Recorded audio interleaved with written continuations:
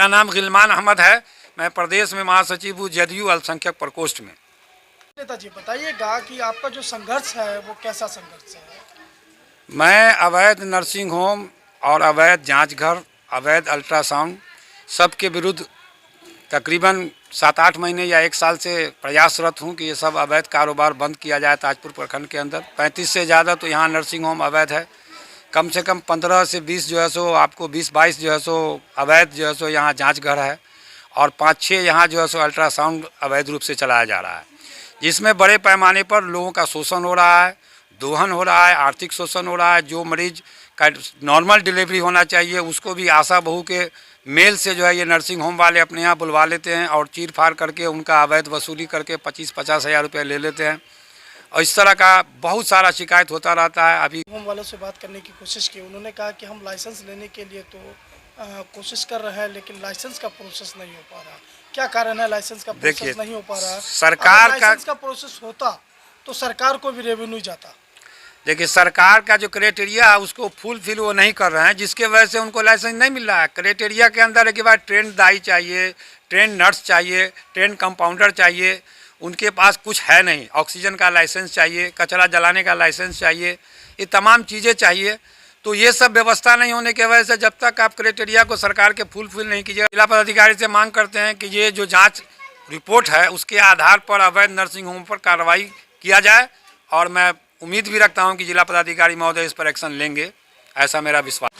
मैं तो सरकार को किसी तरह दोषी नहीं मानता हूं, क्योंकि सरकार के स्तर से आदेश निकल चुका है। दोषी पूर्णतः पदाधिकारी हैं जो जिला पदाधिकारी के लेवल में आते हैं, जैसे सिविल सर्जन हुए, अपर मुख्य चिकित्सा पदाधिकारी हुए, प्राथमिक स्वास्थ्य केंद्र के प्रभारी हुए। इन तमाम लोगों की मिलीभगत से ये धंधा फल फूल रहा है और लोगों का दोहन शोषण। नेताजी बताइएगा कि आपका जो संघर्ष है वो कैसा संघर्ष है? मैं अवैध नर्सिंग होम और अवैध जांच घर, अवैध अल्ट्रासाउंड सबके विरुद्ध तकरीबन 7-8 महीने या 1 साल से प्रयासरत हूं कि ये सब अवैध कारोबार बंद किया जाए ताजपुर प्रखंड के अंदर। 35 से ज़्यादा तो यहाँ नर्सिंग होम अवैध है। कम से कम 15 से 20 जो है सो आपको 20-22 जो है सो अवैध जो है सो यहाँ जाँच घर है और 5-6 यहाँ जो है सो अल्ट्रासाउंड अवैध रूप से चलाया जा रहा है, जिसमें बड़े पैमाने पर लोगों का शोषण हो रहा है, दोहन हो रहा है, आर्थिक शोषण हो रहा है। जो मरीज का नॉर्मल डिलीवरी होना चाहिए उसको भी आशा बहू के मेल से जो है ये नर्सिंग होम वाले अपने यहाँ बुलवा लेते हैं और चीर फाड़ करके उनका अवैध वसूली करके 25-50 हज़ार रुपये ले लेते हैं। और इस तरह का बहुत सारा शिकायत होता रहता है अभी, और मरने की वारदात भी बराबर होती रहती है। इस संबंध में मैंने सरकार से लेकर के जो है सो इस विभाग के राज्य स्वास्थ्य समिति पटना को भी लिखा था, उस पर कार्रवाई भी हुई, जांच भी हुआ। प्राथमिक स्वास्थ्य केंद्र ताजपुर प्रखंड के द्वारा जांच का जो रिपोर्ट सिविल सर्जन महोदय को दिनांक 25/5/2022 को रिपोर्ट किया गया, उसके अनुसार और 28/2/2022 को भी एक रिपोर्ट किया गया कि सारे नर्सिंग होम जो हैं जिनका लिस्टिंग मैंने किया था वो सब अवैध हैं। लेकिन फिर भी सिविल सर्जन के द्वारा कोई कार्रवाई नहीं की गई। तो पुनः उस चिट्ठी को हमने लगाकर फिर पुनः जिला पदाधिकारी महोदय को 28/6/2022 को लिखा और उसमें प्रतिलिपि जो है कार्यपालक निदेशक राज्य स्वास्थ्य समिति बिहार पटना को दिया, जिसको आज 5 महीना होने जा रहा है, लेकिन अभी तक कोई सिविल सर्जन के द्वारा कार्रवाई नहीं की जा रही। इससे ये समझ में आ रहा है कि पूर्णतः मिली भगत जो है सिविल सर्जन से लेकर प्राथमिक स्वास्थ्य केंद्र के तमाम स्वास्थ्य कर्मियों की है, जिसके वजह से ये अवैध कारोबार बड़े पैमाने पर फल रहा है।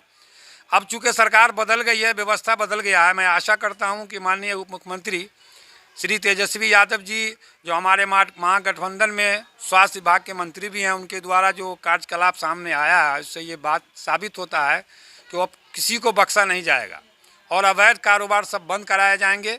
मैं माननीय तेजस्वी यादव से भी मिलने जा रहा हूँ और इन तमाम चिट्ठियों का हवाला देकर उनसे निवेदन करूँगा कि ऐसे अवैध नर्सिंग होमों को बंद कराया जाए, ताकि लोगों का शोषण दोहन बंद हो सके। और ये चिट्ठी मैं मीडिया के सामने भी देना चाह रहा हूँ। इसके अंदर जो है पूरा रिपोर्ट है, ये आप देख सकते हैं, रिपोर्ट है ये इनका, और ये आपको ये पूरा रिपोर्ट जो है पूरी तरह से अवैध नर्सिंग होम का सीरियल नंबर के साथ दिया गया है कि पूर्णतः ये अवैध है, जब प्राथमिक स्वास्थ्य केंद्र ने रिपोर्ट कर दिया सिविल सर्जन को, तो सिविल सर्जन के द्वारा कोई कार्रवाई अब तक क्यों नहीं की गई? मैं कार्रवाई की मांग, मैं तो सरकार को किसी तरह दोषी नहीं मानता हूं, क्योंकि सरकार के स्तर से आदेश निकल चुका है। दोषी पूर्णतः पदाधिकारी हैं जो जिला पदाधिकारी के लेवल में आते हैं, जैसे सिविल सर्जन हुए, अपर मुख्य चिकित्सा पदाधिकारी हुए, प्राथमिक स्वास्थ्य केंद्र के प्रभारी हुए।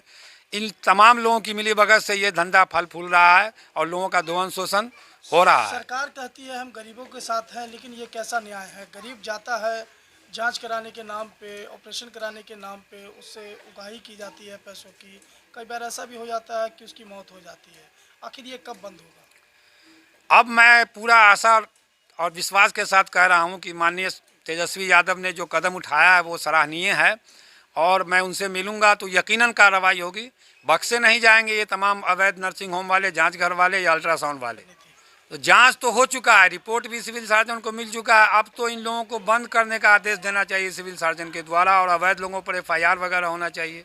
लेकिन ऐसा कुछ नहीं हो रहा। सारे डॉक्टरों का कमीशन फिक्स है और बेजरूरत लोगों को तरह तरह की जांच कराते हैं और 50% कमीशन लेते हैं, और तरह तरह का बेजरूरत अल्ट्रासाउंड कराते हैं, और नॉर्मल डिलीवरी को भी जो है वो ऑपरेशन में ले जा करके ऑपरेशन करके पैसा का उगाही करते हैं। यही कहानी समस्तीपुर जिले की भी है। जी बिल्कुल है। जो नाक के नीचे नर्सिंग होम चल रहा है सिविल सर्जन के, मैं तो जिला पदाधिकारी महोदय से निवेदन करूंगा कि वो इसमें हस्तक्षेप करें और अवैध नर्सिंग होम जो जिला में चलाए जा रहे हैं उन सब पर कार्रवाई हो।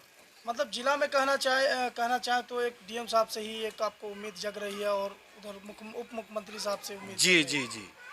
जिला पदाधिकारी हमारे बहुत अच्छे आदमी हैं और कार्यशील आदमी हैं, हमेशा कार्य के प्रति जागरूक रहते हैं, इसलिए मैं उनसे आशा और उम्मीद रखता हूं कि वो कार्रवाई करेंगे। मीडिया के माध्यम से मैं उनसे मुखातिब होकर उनसे निवेदन करता हूं कि उनके स्तर से कार्रवाई किया जाए, और माननीय तेजस्वी यादव तो कार्रवाई कर ही रहे हैं। सदर अस्पताल ही नहीं बल्कि बड़े बड़े PMCH में भी उनका जाना आना हो रहा है। एक छोटा सा सवाल और हमारा रहेगा। हमने कई नर्सिंग होम वालों से बात करने की कोशिश की, उन्होंने कहा कि हम लाइसेंस लेने के लिए तो कोशिश कर रहे हैं, लेकिन लाइसेंस का प्रोसेस नहीं हो पा रहा।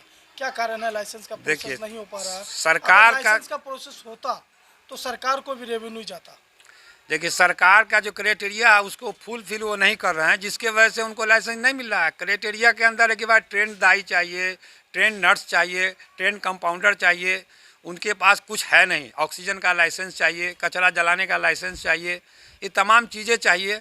तो ये सब व्यवस्था नहीं होने की वजह से जब तक आप क्राइटेरिया को सरकार के फुलफिल नहीं कीजिएगा, लाइसेंस कैसे निर्गत किया मतलब जाएगा? कहा जाए कि एक बड़ा सा एक स्क्वायर जगह चाहिए, और चुई में ये लोग मांग रहे हैं, मतलब एक दूर दो दूर में मांग रहे हैं कि हमको लाइसेंस मिल जाए अस्पताल चलाने का। ये कहना चाह रहे हैं? नहीं, बिल्कुल आपका कहना सही है।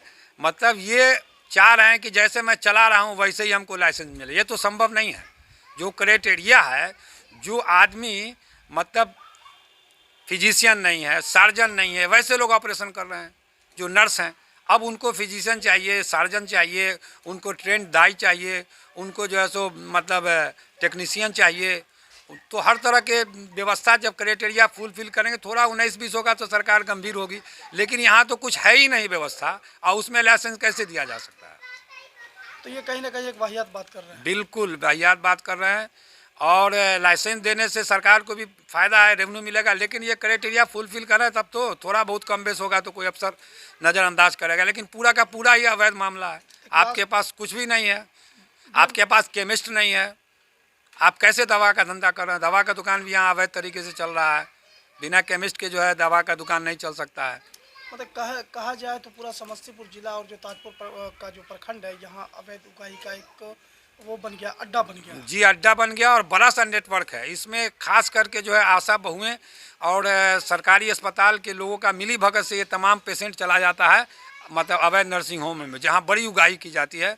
नॉर्मल डिलीवरी के केस को भी आसानी से जो है सो ऑपरेशन के ले जा करके और 50-25 हज़ार रुपया ले भी लिया जाता है, और लोगों का मतलब जिस्मानी नुकसान भी होता है। जिलाधिकारी महोदय बहुत एक्टिव हैं, इनसे क्या मांग करना चाहते हैं? हम जिला पदाधिकारी से मांग करते हैं कि ये जो जांच रिपोर्ट है उसके आधार पर अवैध नर्सिंग होम पर कार्रवाई किया जाए, और मैं उम्मीद भी रखता हूं कि जिला पदाधिकारी महोदय इस पर एक्शन लेंगे, ऐसा मेरा विश्वास है। मेरा नाम गिलमान अहमद है, मैं प्रदेश में महासचिव हूँ जदयू अल्पसंख्यक प्रकोष्ठ में।